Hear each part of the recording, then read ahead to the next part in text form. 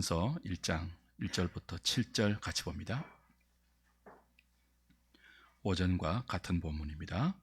디모데전서 1장 1절부터 7절, 이번에는 한 목소리로 같이 합독하겠습니다. 시작. 우리 구주 하나님과 우리의 소망이신 그리스도 예수의 명령을 따라 그리스도 예수의 사도된 바울은 믿음 안에서 참 아들 된 디모데에게 편지하노니, 하나님 아버지와 그리스도 예수 우리 주께로부터 은혜와 긍휼과 평강이 내게 있을지어다.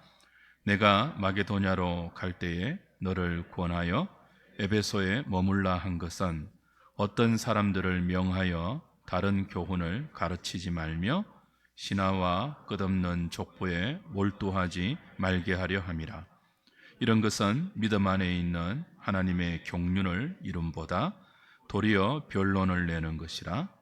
이 교훈의 목적은 청결한 마음과 선한 양심과 거짓이 없는 믿음에서 나오는 사랑이거늘, 사람들이 이에서 벗어나 헛된 말에 빠져 율법의 선생이 되려 하나 자기가 말하는 것이나 자기가 확정하는 것도 깨닫지 못하는도다. 아멘. 어떻게 사랑할 수 있는가라는 제목으로 오전 예배에 이어서 말씀을 주시겠습니다.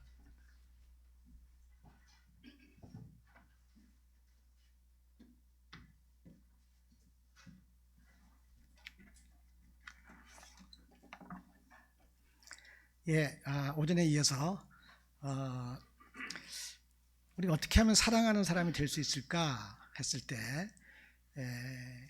그 성경이 말하는 그런 사랑을 할 수 있기 위해서는 그 사람의 내면, 즉 그의 마음속이 이러이러한 조건이 있어야 한다 하는 것을 성경이 가르치다 그랬죠.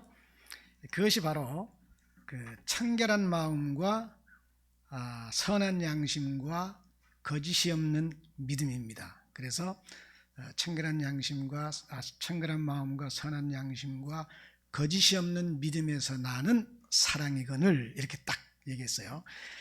그래서 이 사도의 이런 표현을 보면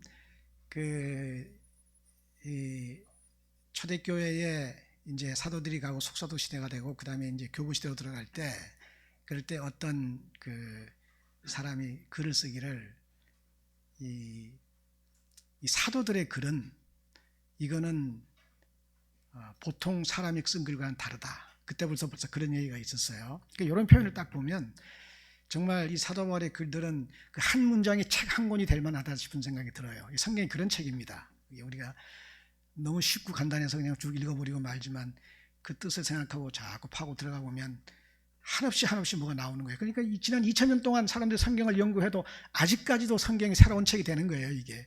그러니까 이게 사람의 말이 아닌 거죠. 하나님의 말씀이에요. 이런 표현도 그래요. 어떻게 사도 바울이 이 사랑이 나올 수 있는 마음을 이렇게도 간결하고, 우리가 모르는 말이 어디 있어요. 그죠? 이렇게도 쉽고 간결한 말로 사람이 사랑을 할 수 있기 위해서는 그가 그의 정신세계, 그의 내면이 어떠해야 한다는 것을 이렇게 표현할 수 있었을까? 사실 그런 생각이 듭니다. 그러니까 사람이 만약에 사랑의 계명을 실천하지 못한다면, 우리가 앞에 본 것처럼 하나님을 자기의 모든 것을 다해서 하나님을 사랑하고, 그리고 다른 사람을 자기 몸처럼 사랑하지 못한다면, 그러면 왜 그러냐 하면 이유가 여기 있는 겁니다. 마음이 깨끗하지 않거나, 마음 씀씀이가 선하게 착하지 않거나, 아니면 거기에 믿음의 위선이 있거나, 그러면 그런 마음에서는 이 사랑을 하는 마음이 안 나온다는 거예요. 이것을 우리가 그걸 알 수 있습니다. 그렇죠? 그러면 우리가 이제 여기 청결한 마음이 뭐고 선한 양심이 뭐고 거짓이 없는 믿음이라는 게 무엇을 가리키는가 하는 걸 자세히 알아야 될 겁니다. 사실 이 마음의 청결성이라는 것은 성경에서 아주 반복적으로 강조돼요. 이게 그렇게 중요한 거예요. 이 마음의 깨끗함이라는 게. 특별히 우리 주님께서는 마태복음 5장 8절에서 마음이 청결한 자는 복이 있나니 그들이 하나님을 볼 것이며, 이렇게 말씀하셨습니다. 마음이 청결한 사람에게만 하나님이 보인다는 거예요. 여기서 하나님을 본다는 말은 우리의 육체의 눈으로 하나님을 본다는 뜻이 아닙니다. 하나님은 영이기 때문에 우리 눈에 볼 수 없는 분이에요. 우리 육체의 눈으로 볼 수 없는 거예요. 없는 분이에요. 그러니까 여기서 하나님을 본다는 말은 우리 육체의 눈으로 본다는 것이 아니라 마음으로 하나님을 안다는 얘기예요. 이것이. 그러니까 그 사람의 마음이 어떤 상태에 있으면 하나님을 알 수가 없어요. 그런데 어떤 상태에 있으면 그러냐면 그 마음이 깨끗하지 않으면, 청결하지 않으면 하나님을 모르는 거예요. 하나님이 보이지 않는 거예요. 이게. 바로 그런 까닭에 이 마음의 청결함이 그렇게 중요합니다. 그 마음이 청결하지 않으면 그 사람이 그 사람의 하나님이 알아볼 수 없을 만큼 흐릿하거나 아니면 그 하나님이 왜곡돼서 보이는 거예요. 비유컨대 거울이 아주 완전히 평평하면 그러면 거기 비친 그 상이 그대로 보일 거 아니에요? 근데 만약 그 거울이 그 표면이 우글쭈글하다고 생각해 보세요. 그러면 그 거울에 비치는 상이 그게 찌그러져 보일 거 아니에요? 만약 그게 심하게 거울 표면이 우둘투하면 그러면 도대체 거기 비치는 게 뭔지 모를 만큼 된단 말이에요. 이게 마음의 청결함의 문제가 그래요. 마음이 청결하지 않으면 거기에 비친 하나님이 그렇게 이상하게 보이거나 아니면은 도대체 하나님인지 뭔지 모르게 보이는 거예요. 그러니까 이 사람들이 머릿속으로 하나님을 생각하는데 실제 하나님이 아닌 하나님을 생각하고 있는 게 너무너무 많아요. 이게 구약 이스라엘 사람들이 대표적인 거 아니에요? 자기들은 여호와 하나님이라고 생각했는데 하나님은 나는 너희가 생각하는 그 하나님이 아니다. 이렇게 말씀하신 데가 참 많잖아요. 왜 그런가? 마음이 청결하지 않으면 그렇게 되는 거예요. 예. 청결한 마음에 대한 좋은 설명은 두 마음을 품지 말라는 야고보의 경고입니다. 두 마음을 품지 말라. 여기서 두 마음이란 마음속에 서로 대립되는 두 가지 동기가 함께 움직이는 겁니다. 이게 청결하지 않은 거예요. 또 하나님과 재물을 겸하여 섬기지 말라는 주님의 말씀도 마찬가지입니다. 하나님과 재물을 함께 섬긴다는 것은 뭐냐면 주인이 두 개가 있는 거죠. 원래 그 지조가 있는 사람, 그 마음이 깨끗한 사람은 두 주인을 두지 않는 법이에요. 오직 한 주인에게만 충성을 한다고요. 자, 그러니까 우리가 현실적으로 이 마음의 청결함이라는 것은 동기의 순수함 혹은 정직함이라고 정의할 수 있습니다. 이것이 너무 중요하기 때문에 이 마음의 청결함, 예수님께서는 산상보훈에서 이 원리와 그것이 어떻게 드러나는가를 아주 상세히 가르치셨습니다. 바로 구제와 기도와 금식의 예를 들어서 마음의 청결함과 청결하지 않음이 어떻게 차이 나는가 하는 것 갖다가 가르친 거죠. 구제할 때에는 사람들에게 자기가 구제한다는 걸 보여서 그들로부터 칭찬을 듣고자 하는 동기가 없어야 한다, 그렇게 말씀하셨습니다. 구제의 목적은 도움이 필요한 사람에게 도움을 베풀어서 오직 그 사람이 그 어려움을 면하게 하는 데에만 목적이 있습니다. 그러니까 자기가 어려움이 있으면 그 사람에게 그 도움을 베풀고 그리고 그 사람이 그 도움을 받으면 그걸로 끝이라는 거예요. 만약 어떤 사람이 그렇게 하면 그러면 그 사람은 뭐예요? 자기가 하는 구제라는 행동과 그를 돕고자 하는 마음이 딱 일치가 되는 거 아니에요.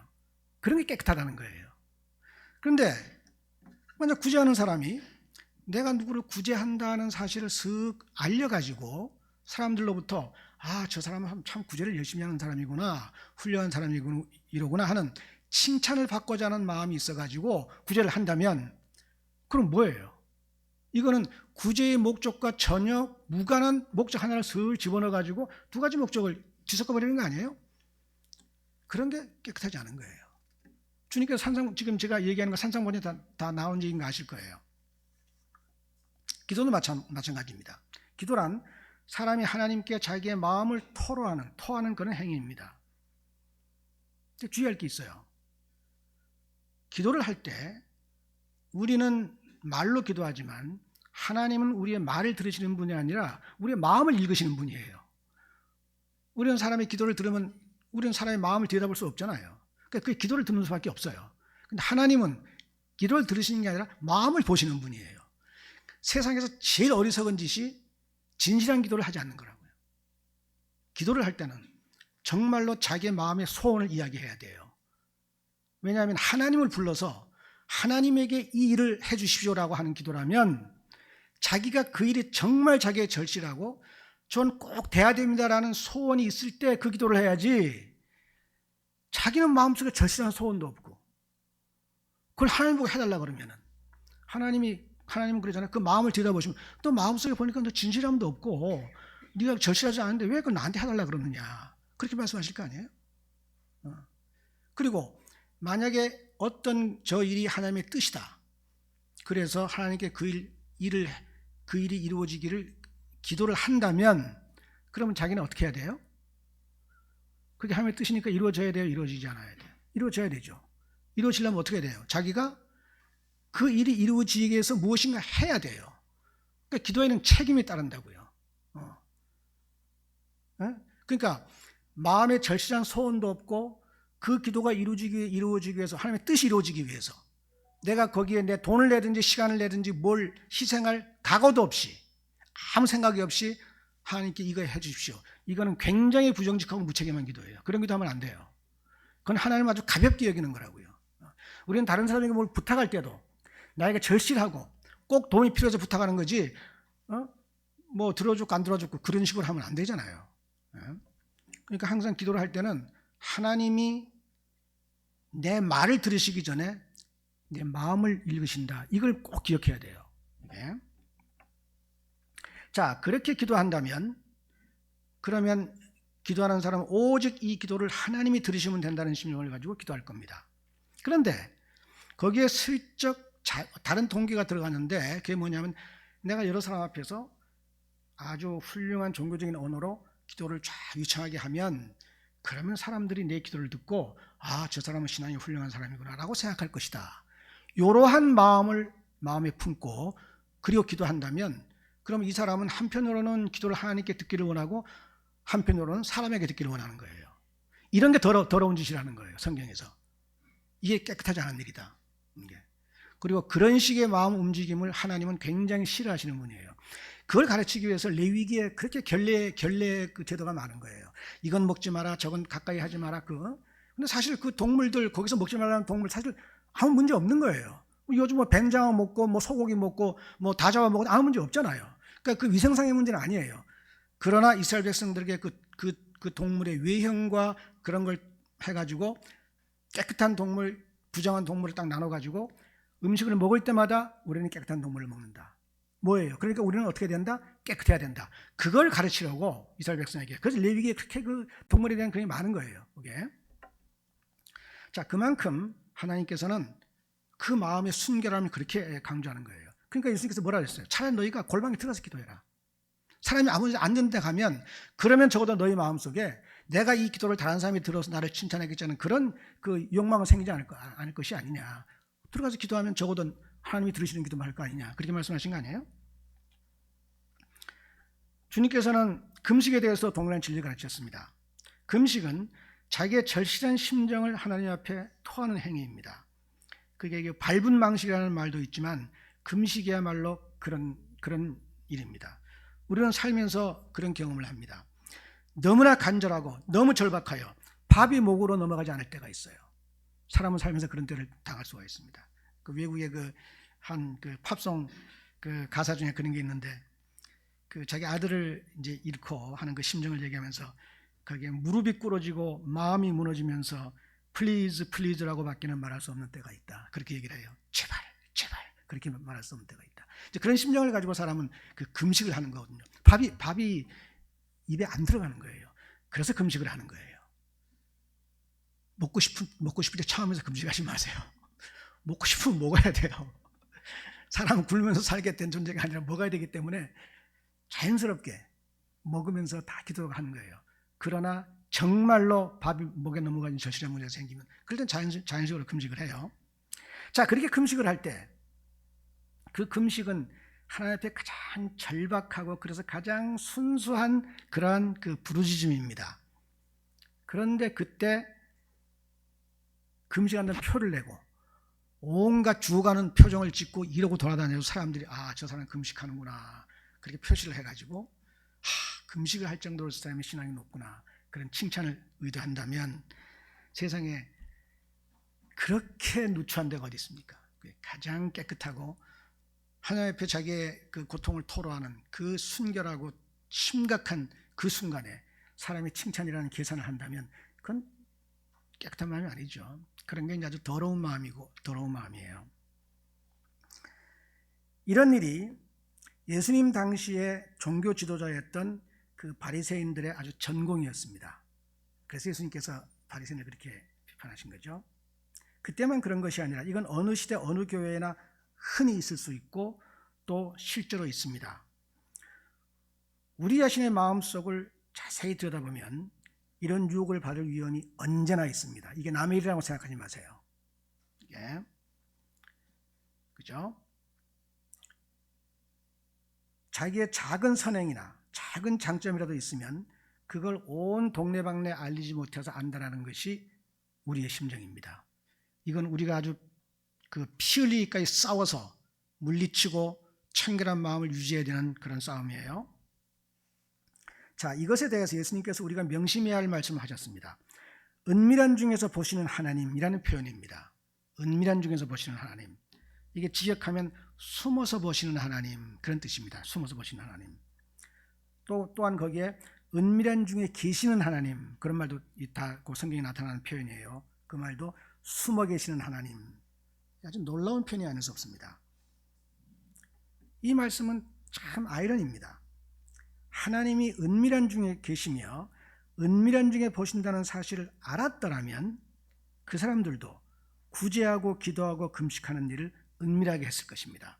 사실은 원래 기독교 신앙이라는 것은 은밀한 것입니다.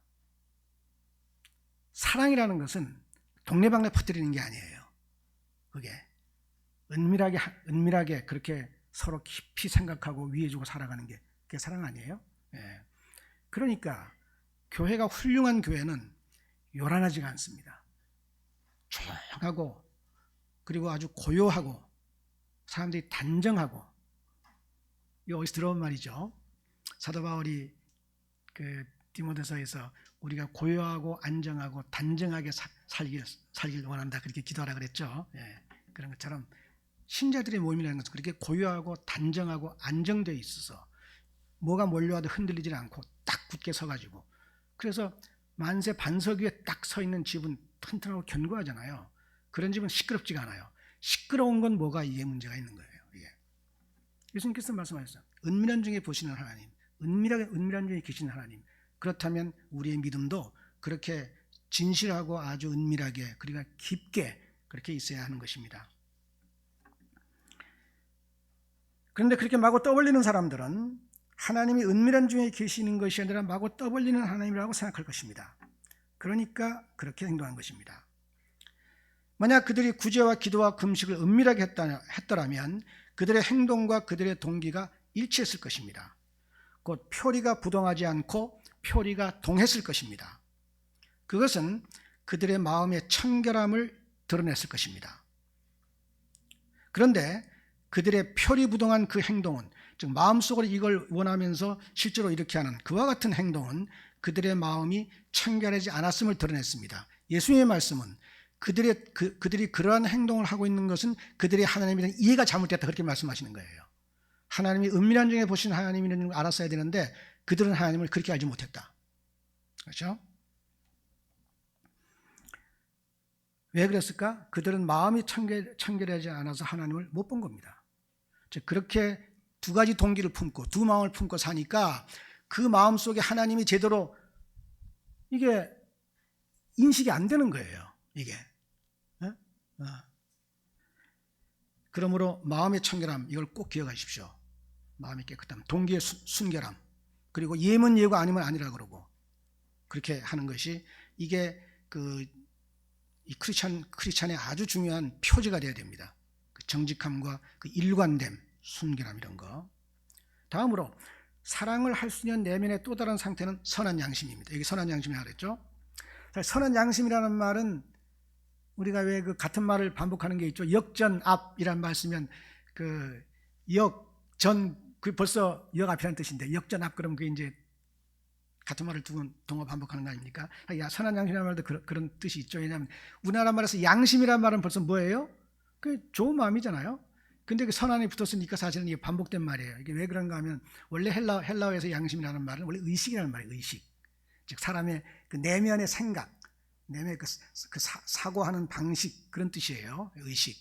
근데 그 의식이 선하게 움직인다는 뜻이에요. 그래서 이 선한 양심이라는 말이 거기에 붙게 돼요. 그러니까 여기서 말하는 선한 양심이란 우리말로 하면 그 마음 씀씀이가 착하다 하는 뜻입니다. 마음 씀씀이가 착하다. 그렇게 이해하면 돼요. 마음을 착하게 쓴다. 그죠?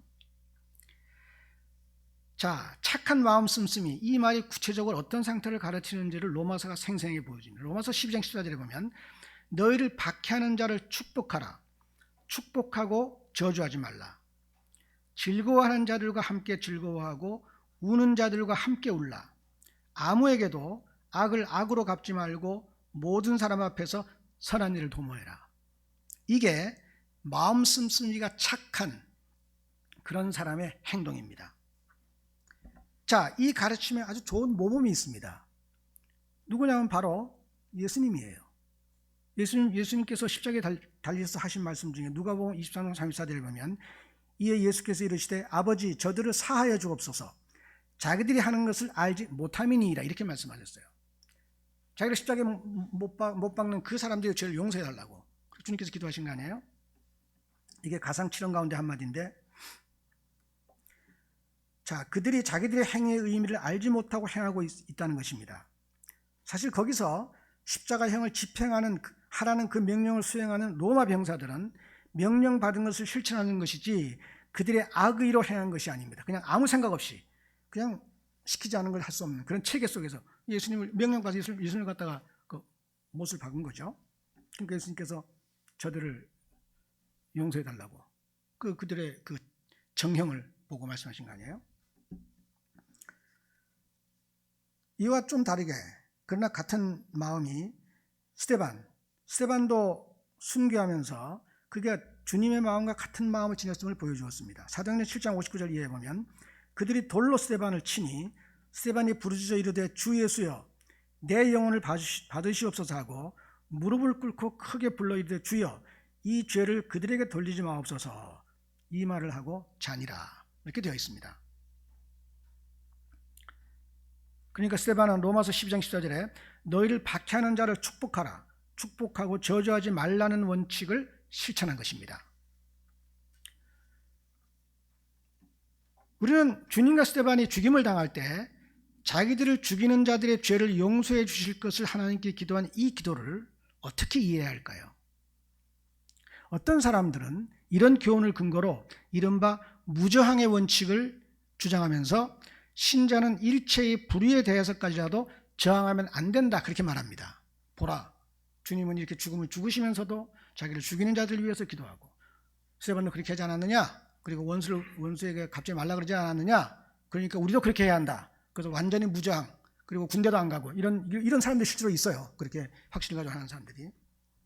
하지만 그런 주장은 전체의 맥락을 제대로 보지 못하고 그 기도 하나만 뚝 떼어서 사용한 결과입니다. 주님이 왜 죽으셨습니까? 만약 주님이 유대교의 모든 그릇된 가르침에 저항하지 않고 그들의 요구대로 순종했다면 그들이 주님을 죽일 이유가 없었습니다. 주님은 유대교 종교 지도자의 그릇된 일에 섞이지 않고 그들에게 잘못을 고칠 것을 명확하게 지적하셨습니다. 신약 성경에 보면 유대 종교 지도자가 예수님이 계속 충돌하잖아요. 특별히 그 안식일 문제 이런 문제 가지고 그 사람들이 말도 안 되는 짓을 많이 했어요. 그러니까 예수님께서 계속 그러지 말라고, 그게 하나님의 뜻이 아니라고 계속 이 얘기해서 그들과 계속 부딪혔어요. 그러니까 그들이 미움을 산 거 아니에요?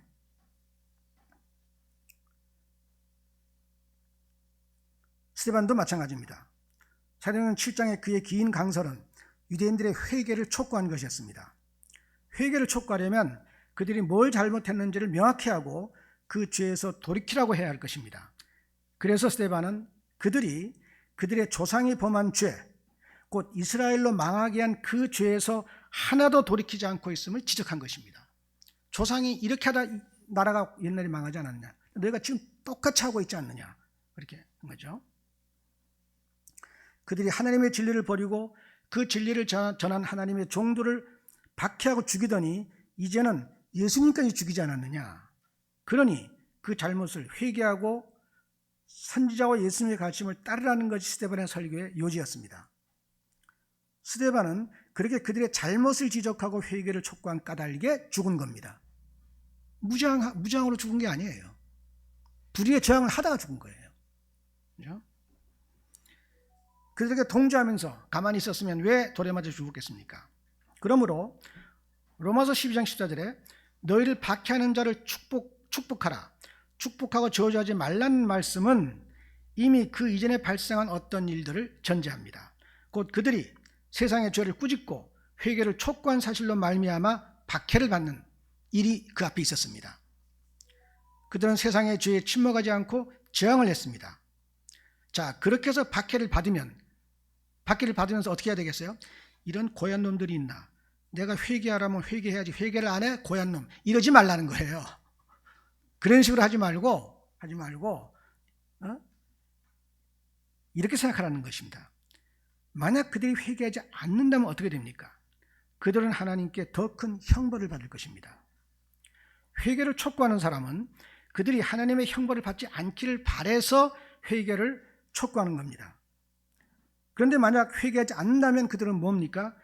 훨씬 더 두렵고 비참한 처지에 처하는 사람들이 되는 겁니다. 예수님도 그걸 보셨고 스데반도 그걸 본 거예요. 이 사람들이 자기들이 앞으로 어떤 일을 당할지를 알았으면 결코 저러지 못할 텐데 그걸 모르고 이렇게 못된 짓을 하고 있으니 그들이 당할 형벌이 얼마나 큰가, 그걸 생각하고 그들을 불쌍히 여기는 마음이 생긴 거예요. 그렇죠? 십자가에서의 주님의 기도와 순교당하는 순간의 스데반의 기도는 그들의 이런 마음을 보여줍니다. 원수일지라도 그 당하는 고통을 불쌍히 여기는 마음입니다. 너희를 박해하는 자를 축복하라. 축복하고 저주하지 말라는 말씀은 신자가 그런 선한 마음을 품고 살라는 뜻입니다. 여기서 말하는 선한 양심이 바로 그런 것입니다. 원수라 할지라도 그가 비참에 처하면 불쌍히 여기고, 그가 굶고 있으면 가서 먹을 것을 주고, 그가 상처를 입으면 치료할 것을 주고, 그게 원수를 사랑하라는 말의 뜻이에요. 즉 그 원수가 처한 처지에서 내가 만약 그런 처지에 처했으면 내가 사람에게 어떤 것을 기대할까? 그걸 그에게도 해라. 즉 이웃 사랑에 대한 그 사랑을 원수에게도 실천하라. 원수라고 해서 그런 것까지 없애는 것은 그것은 너무 비인간적이다. 그렇게 말씀하시는 거예요. 그러니까 우리가 유럽 같은 나라에서 이제 전쟁을 할 때는 둘이 총 쏘고 죽이고 하다가 일단 포로가 되면 그 다음에는 그 사람들이 다 먹을 거 주고 이렇게 하면서 병 치료해주고 하면서 다 살려주는 거 아니에요? 이게 그렇게 다시 자기 고향에 돌아가서 살 수 있도록. 그 전쟁 포로에 대한 그 법도 다 있잖아요. 요새는 뭐 전쟁 포로에 대해서 물론 그 법이 다 지켜지는 것은 아니지만 어쨌든 그렇습니다. 전쟁을 할 때는 서로 원수가 돼서 전쟁을 하지만 거기 오는 사람들이 나는 개인적으로 원수일 리가 없어요. 그 시대의 어떤 흐름 때문에 혹은 정치가들의 그릇된 판단 때문에 그 사람들이, 죄 없는 사람들이 와서 총불이 겨누고 원수가 돼서 서로 죽이는 거예요. 그러면 그때는 그렇다고 하자. 그러나 그 사람들이 더 이상 전투를 못하게 되면 그때는 더 이상 나의 원수가 아니지 않느냐. 그렇다면 그들은 따뜻하게 대해서 병을 치료해주고 먹을 걸 주고 추위를 피하기 위해서 잘 이렇게 지내다가 다시 자기 집으로 돌아가서 부모를 만나고 혹은 자기 가족을 만나고 사람으로 살 수 있도록 해줘야 될 거 아닌가. 그런 마음이 거기에 있는 거예요. 이게 그런 것이 다 이런 성경의 교훈에서 다 나오는 거거든요. 그런 선한 마음이 있어야지 이제 사랑을 사람이 할 수 있지. 마음속에 그 분을, 성경에 그 노를 품지 말란 말이 있죠. 에베소서에 해질 때까지 분을 품지 마라. 어떤 사람에서 그 분한 마음을 딱 품으면 이거 풀질 않아요. 그 원한을 가지고 사는 사람들이 있다고. 그게 굉장히 위험한 일이에요. 그렇게 원한을 가지고 살면 어떻게 사람을 사랑하겠어요? 신자는 최후의 판단을 하나님께 맡기고 자기는 원한을 가지고 사는 게 아닙니다. 물론 우리가 다 약하고 우리의 감정이라는 게 움직이는 방식이 있어서 그렇게 생긴 어려움이 하루아침에 눈 녹듯이 사라지기는 힘들어요. 우리의 감정이 그렇게 생기지 않아요. 그러니까 어느 만큼 억울한 심정도 가지고 살게 되지만 그러나 시간이 지남에 따라서 차츰차츰 그런 것이 없어져서 나중엔 다 없어져야 되는 거예요. 그래야지 인간 사회가 제대로 회복이 되는 겁니다. 그렇죠? 그 선한 마음입니다. 다음으로 사랑이 나오기 위해서 필요한 품성이 거짓이 없는 믿음입니다. 여기 거짓이 없다는 말의 헬라어의 의미는 위선이 없다는 뜻입니다. 위선. 그죠? 그래서 이 거짓이 없느냐는 단어 어떻게 생각하면 정직한이라는 뜻을 들 수 있지만 여기서 뜻은 꾸미지 않는 위선이나 가식이 없는 그런 뜻입니다. 그러니까 정직한보다는 진실한, 진정한 이런 뜻입니다. 약간 뉘앙스의 차이가 있죠. 그러면 이 거짓이 없는 믿음이 무엇을 문제 삼는지는 분명합니다. 위선이라는 이 한자 말은 실제로는 선하지 않으면서 선한 척한다는 뜻에서 위선이라 그렇게 말합니다. 이것이 믿음과 이게 그 헬라어도 똑같아요. 헬라어도 그 쓰이는 그 말이 원래 그 위선한다는 말 앞에 안이라는 그 부정의 접두어가 붙어가지고 위선이 없는 그런 딱 그 지금 이 한자의 위선이나 헬라어의 그 원어가 그 똑같은 구조가 되어 있어요. 자, 그러면 이 위선이라는 믿음이 연결된다면 어떻게 되겠어요? 믿음이 없으면서 믿음이 있는 척하거나 자기의 믿음을 실제보다 더 크게 보이는 행위, 이것이 바로 위선이 있는 믿음일 것입니다. 그렇죠? 위선적인 믿음이라고 얘기를 하면. 근데 사도 바울은 그런 믿음에서 그런 위선이 없는 믿음을 가지고 있어야 한다. 그렇게 얘기를 하고 있습니다. 그러면 이 위선이 있는 믿음이 어떤 믿음인가? 우리는 성경에서 그 좋은 예를 알고 있습니다. 바로 아나니아와 삽비라 부부의 이야기입니다. 여러분들 그 아나니아 삽비라 이야기 다 아실 거예요. 성경 본문 자체가 그 일의 자초정을 너무나 잘 보여주니까 해설이 필요 없이 그냥 본문을 제가 읽겠습니다. 아나니아라 하는 사람이 그의 아내 삽비라와 더불어 소유를 팔아 그 값에서 얼마를 감춤해 그 아내도 알더라. 얼마만 가져다가 사도들의 발 앞에 두니 베드로가 이르되 아나니아야 어찌하여 사탄이 네 마음에 가득하여 네가 성령을 속이고 땅값 얼마를 감췄느냐. 여기서 지금 베드로가 하는 말은 그가 땅값 얼마를 감췄다는 게 문제가 아니에요. 그가 땅값 얼마를 감춰놓고 마치 그게 땅 판돈 전부인 것처럼 한 게 문제예요. 왜냐하면 베드로가 이렇게 얘기를 해요. 땅이 그대로 있을 때는 네 땅이 아니며 판 후에도 네 마음대로 할 수가 없더냐. 어찌하여 이 일을 내 마음에 두었느냐. 그건 네 땅이 아니냐. 팔고 나서 네가 네 마음대로 할 수 있는 땅이다. 네가 그걸 팔고 나서 전체를 바치든 일부를 바치든 그건 아무 문제가 아니다. 네 땅 팔아가지고 그 돈으로 네가 네 마음대로 하는데 누가 뭐라겠느냐. 그런데 왜 속이느냐. 뭘 속였겠어요? 그 돈이 그 땅 판 돈 전체인 것처럼 한 거예요. 즉 그 교회가 그렇게 인식하도록 이 사람이 뭐 행동을 했든 말했든 그렇게 한 거예요. 베드로가 그걸 딱 본 거죠. 아나니아가 이 말을 듣고 엎드려 혼이 떠나니 이 일을 듣는 사람이 다 크게 두려워하더라. 젊은 사람들이 일어나 시신을 싸서 메고 나가 장사하니라. 3시간쯤 지나 그의 아내가 그 일어난 일을 알지 못하고 돌아오니 베드로가 이르되 그 땅 판값이 이것뿐이냐 내게 말하라. 왜냐하면 앞에 남자가 먼저 그러고 죽고 지금 그 아나니아는 삽비라는 모르고 온 거예요. 그러니까 확인하는 거예요. 이 땅이 판 거 다냐 아니면 일부냐 이렇게 물어본 거 아니에요? 그러니까 삽비라는 예 이것뿐이라 이게 판돈 전부입니다 하고 거짓말한 거예요. 그 남편 그 부부 둘이 이제 이걸 짠 거죠. 베드로가 이르되 너희가 어찌 함께 꾀하여 주의 영을 시험하려 하느냐. 보라 네 남편을 장사하고 오는 사람들의 발이 문 앞에 이르렀으니 또 너를 메어내가리라 하니 곧 그가 베드로의 발 앞에 엎드러져 혼이 떠나는지라. 젊은 사람들이 들어와 죽은 것을 보고 메어다가 그의 남편 곁에 장사하니 온 교회와 이 일을 듣는 사람들이 더 크게 두려워하니라.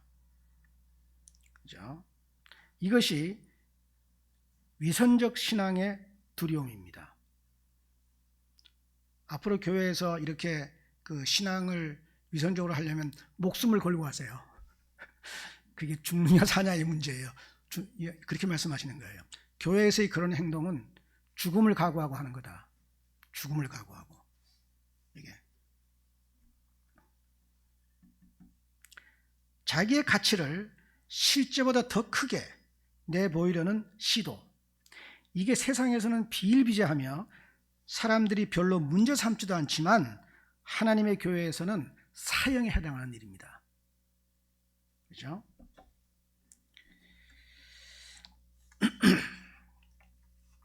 우리는 자기의 신앙을 실제 이상으로 내보이려는 유혹을 받기가 쉽습니다. 그래서 사도행전에 이 아나니와 삽비라의 사례가 그렇게 더 자세히 기록된 거예요. 보라, 이들이 어떤 행동을 했고 그 행동을 할 때 그들의 마음이 어떻게 움직였고 그 마음의 그런 움직임에 대해서 하나님은 어떻게 판단하시는가 잘 보라. 그래서 이게 초대교회 아주 초대교회 벽두에 생긴 일이에요. 교회가 생기고 나서 얼마 안 되고 생긴 일인데, 그래서 이것을 사도행전에 잘 기록해 놓은 겁니다. 이런 데서 우리가 배울 게 있어요. 하나님의 판단이 어떻게 이루어지는가, 하나님은 사람을 볼 때 어떤 것을 보시는가, 그런 걸 여기서 볼 수가 있어요. 그리고 사람의 그 거짓 이런 위선에 대해서 하나님은 얼마나 그걸 갖다가 심각하고 무겁게 보시는가, 이런 걸 보라는 거예요. 세상 사람은 이걸 그렇게 심각하게 여기질 않아요. 물론 그렇게 칭찬을 하지 않죠. 그러나 다 세상 사람들은 뭐 우리가 다 그렇지 뭐. 또 그리고 그런 거 잘해야 또 세상에서 잘 돼. 이런 생각을 다 가지고 있거든요. 거기서 하나님께서 아니 착각하지 마라. 절대 그렇지 않다. 경고를 내리신 거예요.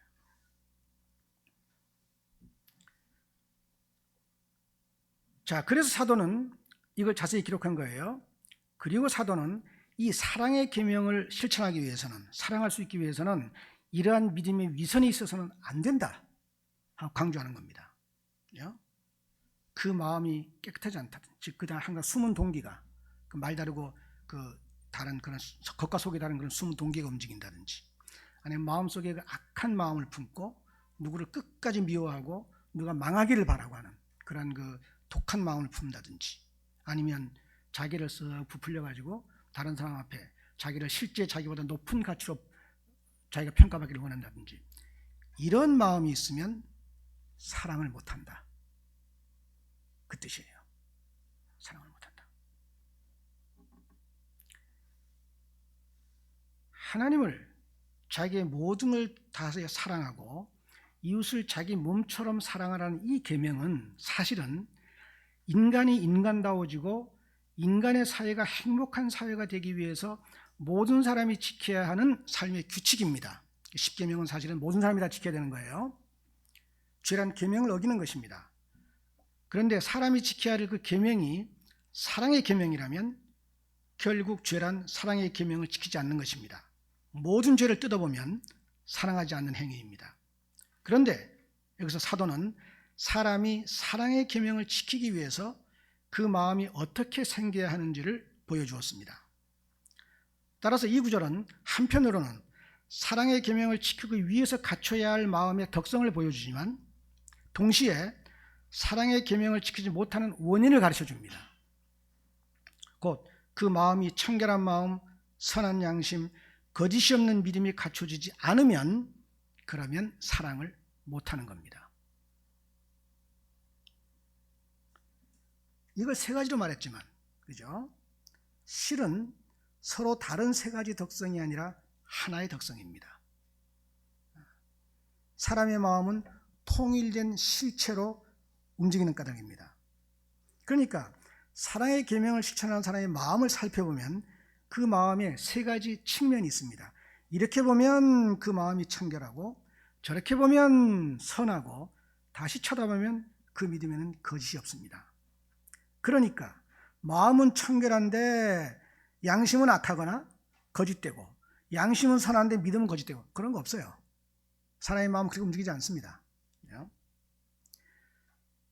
우리가 성령의 열매, 성경에서 가르친 성령의 열매를 보면 그걸 알 수 있습니다. 그 9가지의 성령의 열매도 마찬가지인데 그 중에 하나는 있는데 다른 것은 없고 하지 않습니다.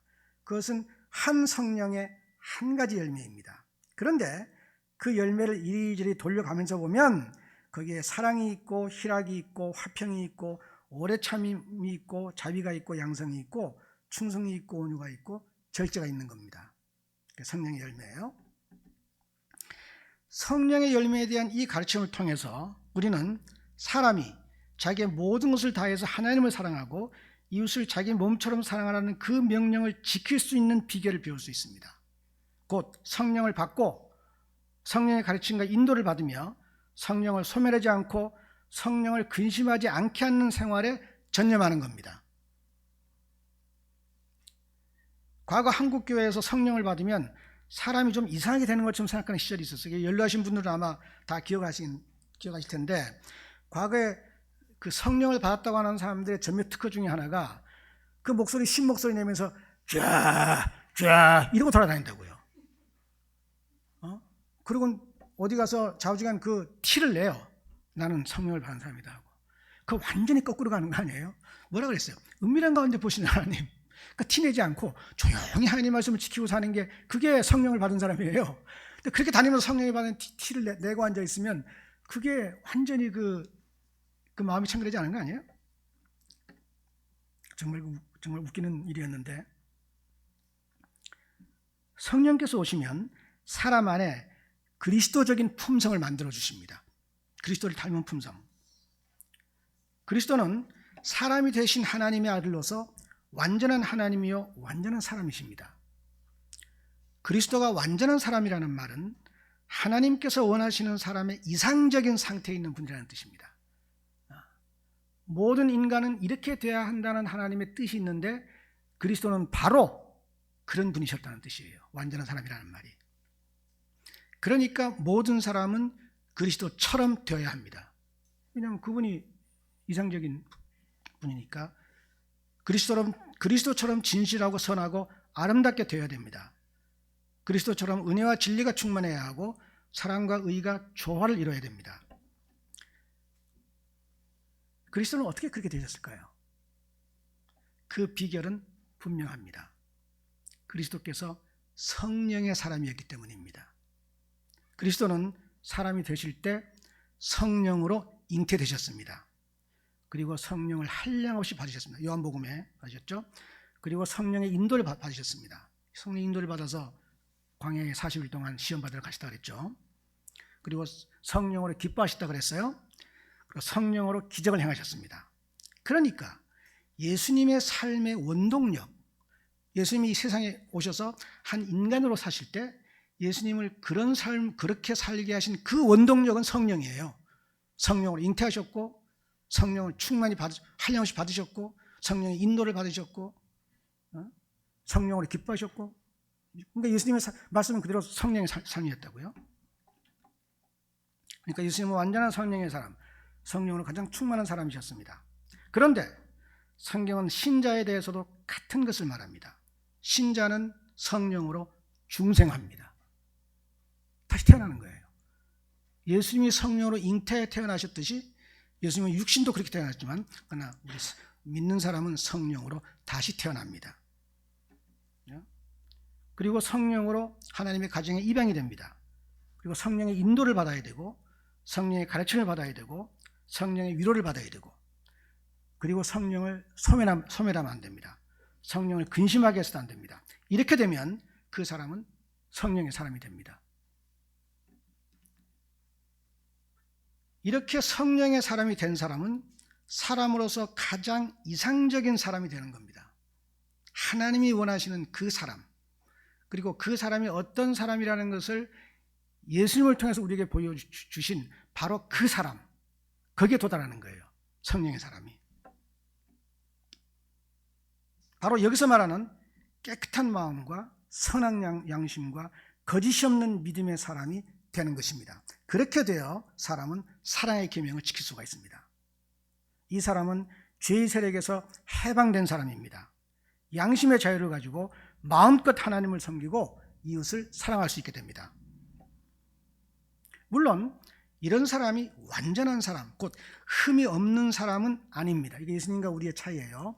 예수님은 흠이 없었지만 우리에게는 흠이 있습니다.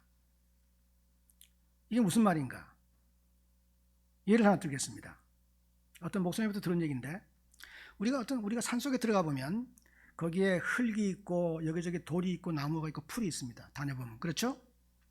이건 어느 산에 들어가 보아도 마찬가지입니다. 그런데 그 산에서 나와서 그 산 전체를 멀리서 보면 어떤 산은 자기가 들어갔다 나온 산이 작은 동산이고 별로 볼품이 없는 산일 수도 있지만은, 어떤 산은 멀리서 바라보면 놀랍도록 웅장하거나 아름다운 산일 수가 있습니다. 들어가서 보면 거기에요. 들어가서 보면. 나와서 보면 완전히 다른 산인 경우가 있습니다. 사람의 삶도 그럴 수가 있습니다. 매일의 생활을 보면 하루 세끼 밥 먹고 방구를 뀌어서 냄새도 풍기고 화장실 가서 냄새나는 변을 봅니다. 누구나 그래요. 혹시 여기 냄새 안 나는 방구 끼는 분 있는지 모르겠지만 방구 냄새 납니다. 때로 초조해 하기도 하고 신경이 날카로워지면 신경질을 내기도 합니다. 물론 정도가 좀 심할 수도 있고 덜할 수도 있지만 결국은 거기서 거기입니다. 물론 예외적으로 악한 사람들이 있는데 그런 사람들은 논의를 하겠습니다. 자, 그렇게 막상 그 사람이 사는 거 보면 별 차이 없어요. 하루 세끼 밥 먹고 뭐 운동하고 이빨 닦고 그러고 다 사는 거예요. 그런데 그 사람의 삶 전체를 보면 그 삶이 아주 위대하고 고귀한 삶이 될 수가 있습니다. 그렇죠? 자, 그러므로 우리는 우리의 삶이 종합적으로 어떤 삶이 되는가에 생각을 해야 됩니다. 그 사소한 일에 목을 매는 것이 아니라.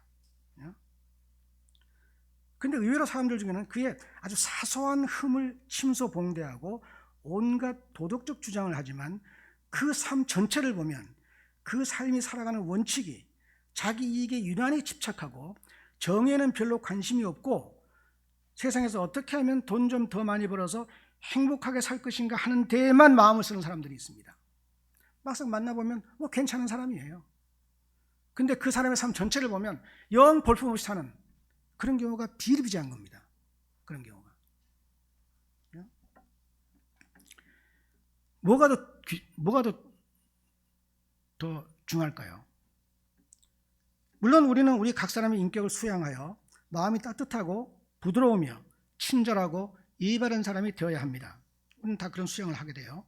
그러나 그런 데에는 힘을 쓰면서 정작 그 인생의 큰 원칙, 나의 이 인생 전체가 어디로 향하고 있냐는 그 원칙에서는 불의와 타협하고 세상을 사랑하고 나간다면 바로 그런 게 성령의 사람의 삶이 아닌 겁니다. 그 사소한 흠을 가지고 그렇게 문제 삼는 게 아니에요. 우리는 다 흠이 있습니다.